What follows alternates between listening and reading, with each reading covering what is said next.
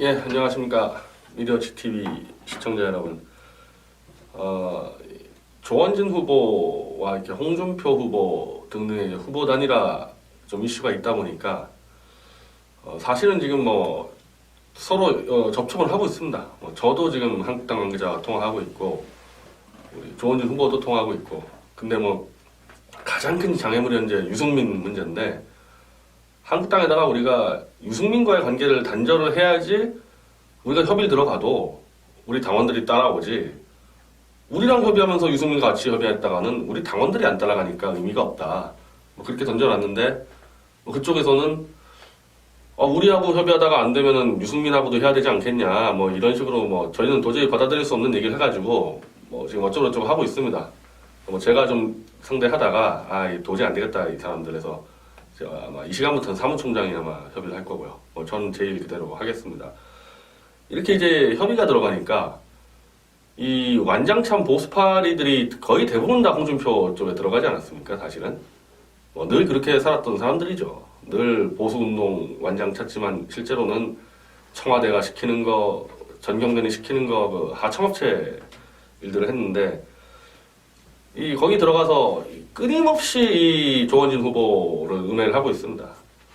뭐 거의 앞잡이 노릇을 하는데, 뭐 실제로 자유한국당이나 홍준표 후보가 저 보수파리들 받아들인 이유도 그거 시키려고 받아들였지 뭐가 도움되겠어요.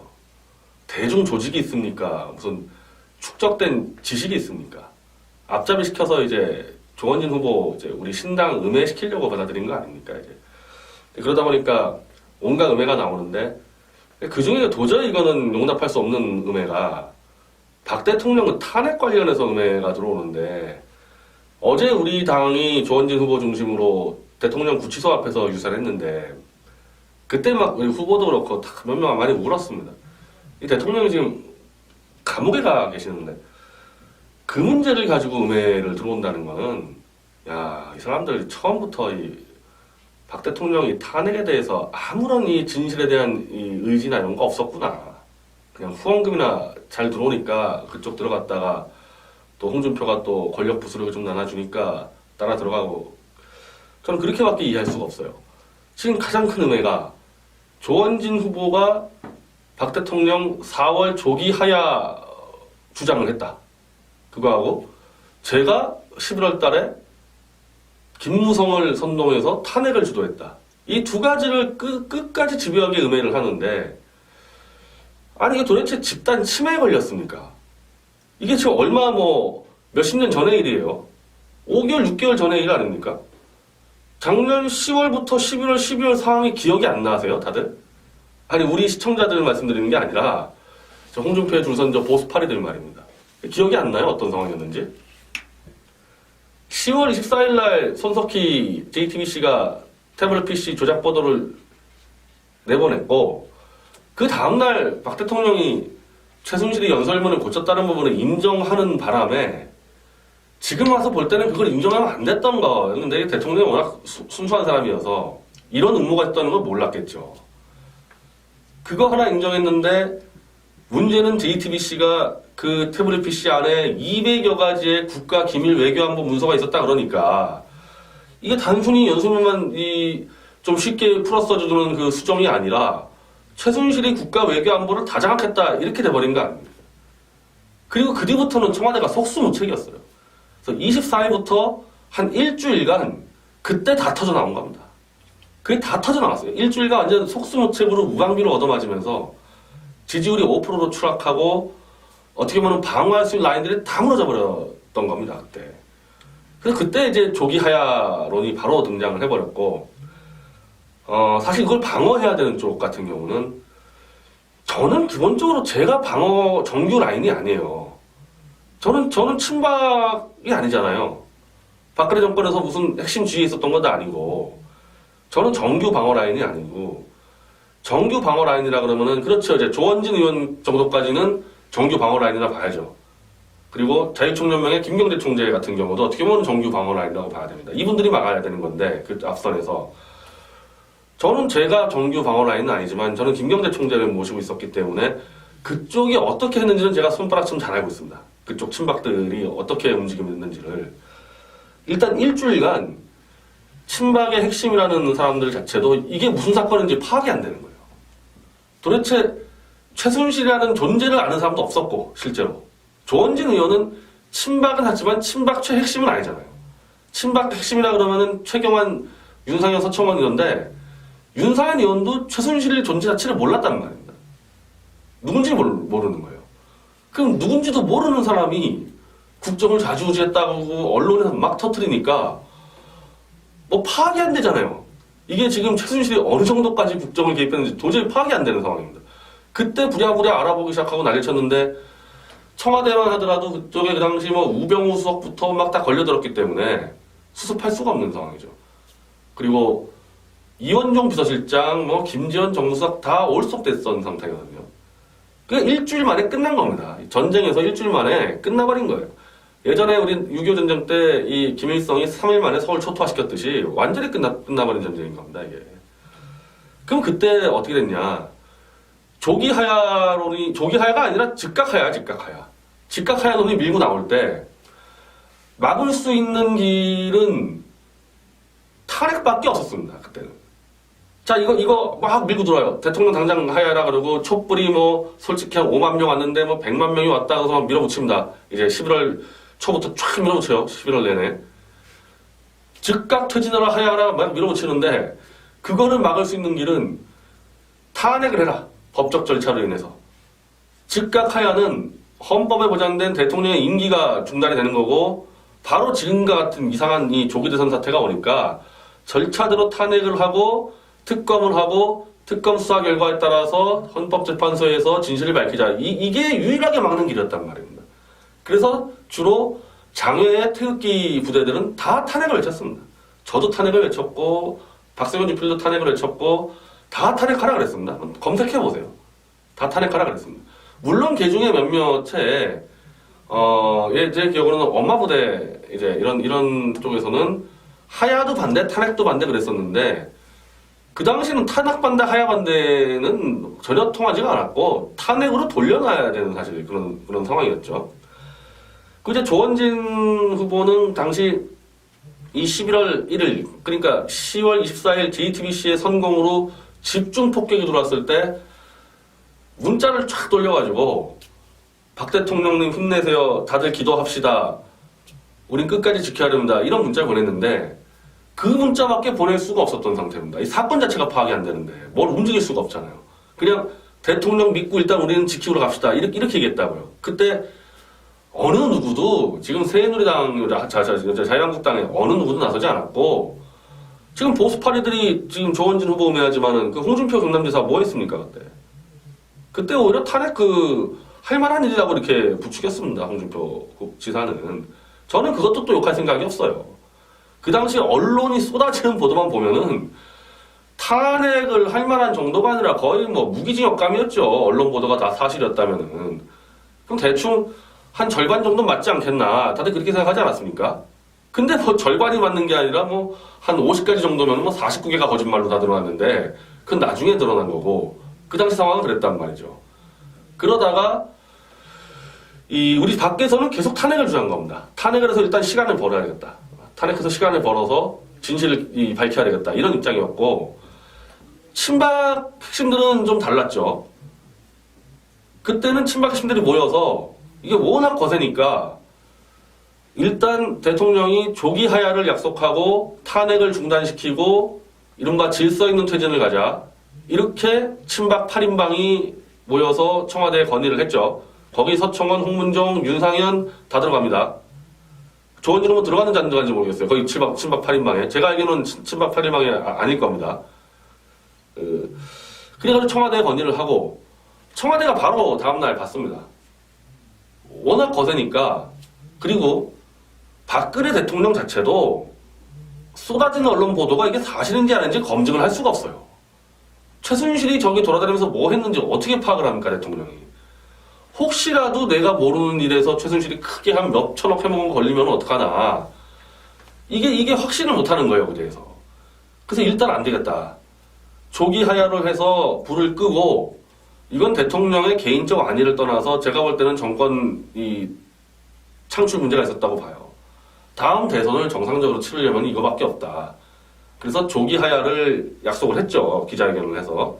그게 11월 30일일 겁니다. 30일 날 청와대 3차 기자회견에서 국회가 결정해달라.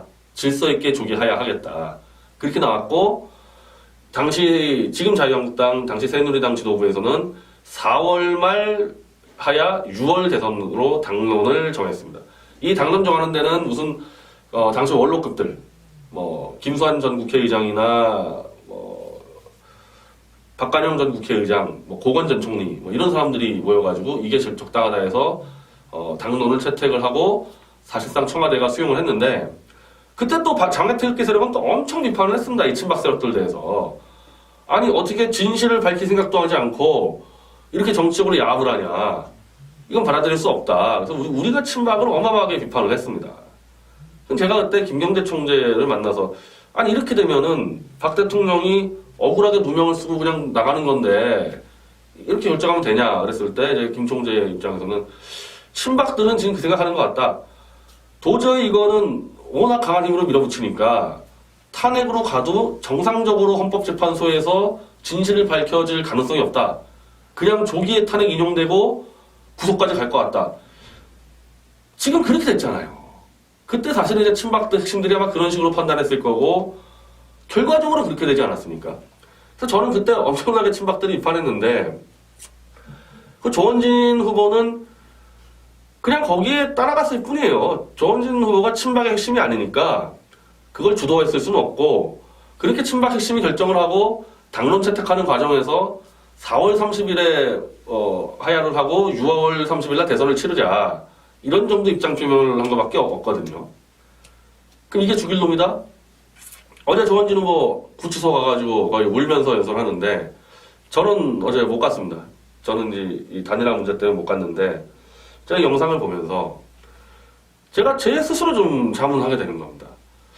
야, 우리가 이렇게 이 사기 탄핵 세력이 저렇게 헌법재판소와 특검, 검찰까지 다 장악했을 줄 다 알고 우리가 한번 결사항전을 외친 건가? 그 탄핵을 한번 가서 승부해보자는 사람들은 그래도 헌법재판소가 대한민국 사법체계의 최후의 보루인데 그래도 법과 절차와 원칙은 지켜주길 거라는 기대가 있었기 때문에 가자 그랬지. 헌법재판소와 이런 짓을 할 줄 알고도 우리가 탄핵을 가자고 얘기할 수 있었을까? 그리고 특검이요. 조원진 또 후보를 또 음해하는 요소가 되는데 특검을 요청한 건 청와대입니다. 검찰이 하도 편파적으로 들어오니까 그리고 아까 말씀드린 대로 청와대는 사건 자체를 지금 모르는 상태예요. 언론에서 수백 개 쏟아지는 최순실 관련 보도가 이게 맞는지 틀리는지 파악이 안 되는 상황인데 검찰이 치고 들어오니까 일단 시간을 벌어야 돼. 특검법이 통과되면은 특검 설치하는데 한 20일 정도 시간을 버니까 검찰 수사는 스톱이 되는 거고. 그래서 청와대에서 당 지도부에다가 야, 그 야당이 추천하는 특검 이거 상관없으니까 일단 빨리 받아라. 검찰 수사 지금 우리가 지금 준비가 안 돼 있기 때문에 수사를 받을 수가 없다. 이게 더 위험하다. 그래서 당 지도부 차원에서 조원진 당시 최고위원, 정진석 원내대표, 이정현 대표가 특검을 이제 그대로 수용한 겁니다. 근데 그때도 마찬가지인데 설마 야당이 추천하는 특검이라 해도 이렇게까지 할 줄은 다들 예상을 못했을 겁니다. 그래도 검찰에서 파견 나오고 이게 여러 눈이 있는데 그러니까 특검이 이럴지도 예측을 못했고 헌법재판소가 이럴지도 예측을 못했고 최순실 재판, 정호성 재판의 재판부가 태블릿 PC 같은 것 증거물로 채택도 안 해주고 이렇게 은폐로 나갈 줄도 몰랐고 다 예측이 안 됐던 부분인 겁니다. 그리고 또 하나는 정말 이렇게 특검이 편파적으로 탈탈 털었는데 야, 그 대통령을 떠나서 대통령 측근들의 사소한 뇌물 사건 한 건도 안 걸릴 줄도 사실 예측을 못했어요. 이거는 친박들도 왜 조기 하야를 자꾸 주장했냐면은 저렇게 특검이 막 캐면은 뭐 한 건이라도 나올 수 있다. 돈 문제가. 그럼 어떻게 되는 거냐. 사실 그래서 특검을 막고 조기 하야로 간 부분이 있습니다. 황장수 소장이 제가 그 당시만 해도 황 소장하고 방송하고 있을 텐데 그때 그렇죠. 제가 오히려 황 소장이 박 대통령을 막 비난할 때 탄핵으로 가서 헌법재판소와 특검에서 진실을 밝히고 그 결과에 대해서 박 대통령의 책임을 묻으면 된다. 이렇게 얘기한 거 아닙니까? 지금 그 사탕파리들이 그거 살짝 떼가지고 지금 음해하고 있는 거 아니에요? 황 소장 입장이 그때 뭐였냐면은 특검으로 가면은 상상도 못할 것들이 다 드러난다. 심지어 청와대에서 마약 주사를 맞은 것부터 드러나고 이 삼성과 최순실과 박 대통령이 몇 수천억대를 해먹은 게 다 드러날 거다. 그랬다니까요, 그 당시에. 그리고 그거를 밖에 있는 사람들일 뿐이 아니라 친박 핵심들도 모르잖아요. 그게 드러날 수 있다고 생각할 거 아닙니까? 언론 보도만 보면. 이렇게 한 건도 안 드러나고 박 대통령과 측근들이 10원 한 장 안 먹었을 줄은 또 몰랐다 이겁니다. 이것도. 그리고 그렇게까지 됐는데 헌법재판소가 10원 한 장 안 먹은 대통령을 탄핵을 시키고 10원 한 장 안 먹은 대통령이 뇌물죄로 감옥에 가게 될 줄도 당연히 상상도 못했죠. 이거는 도저히 그 당시에 정확히 예측해서 방향을 잡을 수가 없었던 상황인 겁니다. 그럼 이걸 뻔히 아는 지금에서 다시 돌아가 보자는 말입니다. 이게 다 알았어요. 헌재도 썩었고 검찰 썩었고 다 엉망이라는 걸 다 드러났죠. 이제 다시 돌아갑시다. 이런 상황에서 조기 하야에서 정치적으로 한번 타협을 해가지고 그래도 대통령 안위를 보장해주고 대선을 좀 정상적으로 치러보자는 주장을 하는 게 이게 역적인가? 저한테 물어봤을 때 저는 그때 그 사람들 정말 비판을 했는데 지금 와서 다시 해보라 그러면은 야 우리 탄핵으로 가보자 얘기 못하죠. 이렇게 뻔히 엉망인 게 드러났는데 그렇다고 또 그때 또 탄핵으로 가자 한번 승부 걸어보자 주장하는 사람도 욕할 수도 없는 거고 이거 다 결과론입니다. 결과론이에요. 사건의 진실을 파악하기도 전에 공격이 세게 들어왔을 때 어떻게 해서도 이걸로 막아보려고 각자 방안들을 찾은 겁니다. 그 요즘에 대통령 변호인단을 박 대통령이 다 해임을 해가지고 대통령 변호인단 책임을 묻는다 그러는데 그건 전혀 아니고요. 이제 장기전으로 가니까 대통령 변호인단도 먹고 살아야 될 거 아닙니까? 이게 보통 큰 사건이에요. 그래서 보낼 사람 보내고 소수 정예로 가겠다 이런 거고 대통령 변호인단의 책임을 물을 수도 없는 게 청와대와 친박 핵심 세력도 지금 무슨 사건인지 모르는데 12월 8일 날 탄핵이 됐어요. 곧바로 막 12월 10일, 11일 날 변호인단이 막 구성이 됩니다. 그것도 한꺼번에 구성된 게 아니라 한 명씩 추가가 되는 거예요, 추가가. 그래서 12월 한 20일 정도에 이제 변호인단이 구성이 되는데 변호인단이 어떻게 합니까? 이게 무슨 사건인지. 언론 보도는 막 수백 건 쏟아졌지. 청와대는 무슨 사건인지 알려주지도 못하지. 어떤 건인지. 이걸 어떻게 파악을 하겠어요? 무슨 사건인지 파악을 해야지 변호 전략을 짜는데 파악하는 게 1월 한 중순 이상 넘어갔을 때부터 이게 최순실 게이트가 아니라 고영태 게이트, 손석희 게이트구나. 이때 파악이 된 거예요. 1월 중순 넘어갔을 때.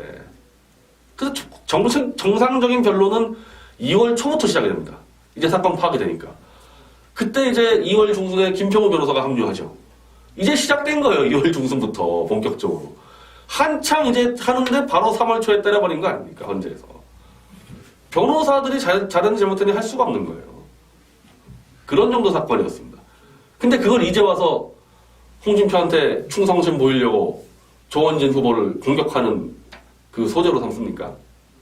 지금 박 대통령 지금 감옥에 들어가 계시는데 오히려 친박 핵심 말대로 정치적 타협이 됐었으면은 대통령 감옥 안 가지 않습니까? 그리고 대선도 훨씬 여유 있게 치르지 않습니까? 결과적으로 그 방법이 맞았던 거죠. 결과적으로는.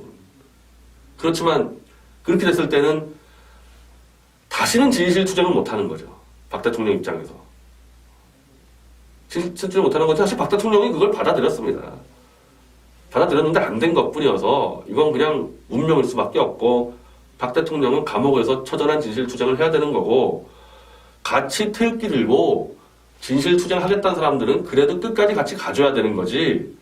대통령 감옥 가자마자 박 대통령이 향단이라고 모욕하고 탄핵은 정당하다고 주장했던 홍준표에 붙어가지고 끝까지 싸우겠다는 사람 음해하고 다니고 정말 이런 보수 쓰레기들 이번 기회에 잘 됐습니다.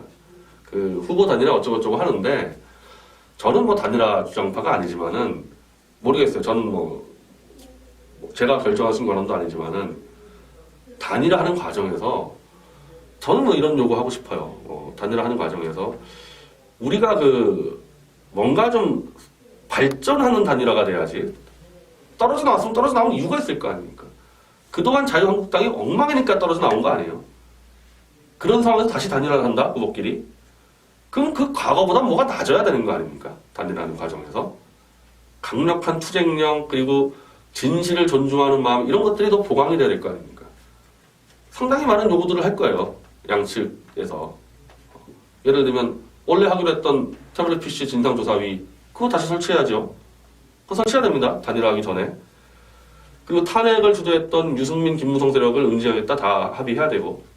그러면서 저는 야, 같이 태극기 들었다가 재빠르게 이 해바라기, 권력 해바라기처럼 글로 붙어있는 보수 파리들 다 척결하자.